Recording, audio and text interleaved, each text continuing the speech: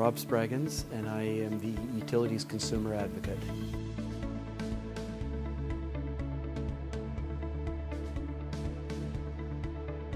I spoke primarily about consumer education and the value proposition that consumers have in the electricity market in Alberta. Well, as advocate, I have four main functions, and the first function is to represent consumers in regulatory proceedings, and that would be residential, farm, and small business consumers. The second responsibility is to disseminate information about regulatory decisions and the impact that those decisions have on consumers. And the third thing is to generally inform and educate consumers about energy matters. And a fourth function is to mediate disputes between consumers and their retail service provider.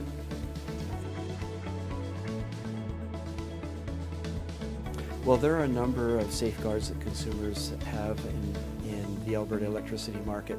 The first one would be on the regulated side. The Alberta Utility Commission adjudicates things like rate cases and that sort of thing. And their job is to protect consumers by making decisions that are in the public interest.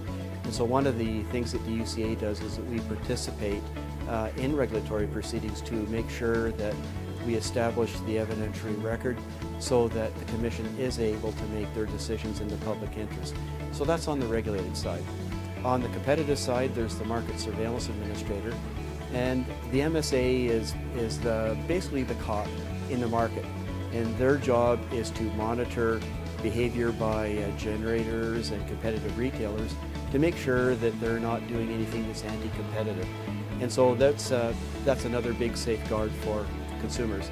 A third area is that in my department, Service Alberta, there's a group that they license the competitive retailers, and so retailers are required to follow certain codes of conduct which are monitored by Service Alberta, as well as pay money into a fund which is basically collateral in case something happens to a retailer.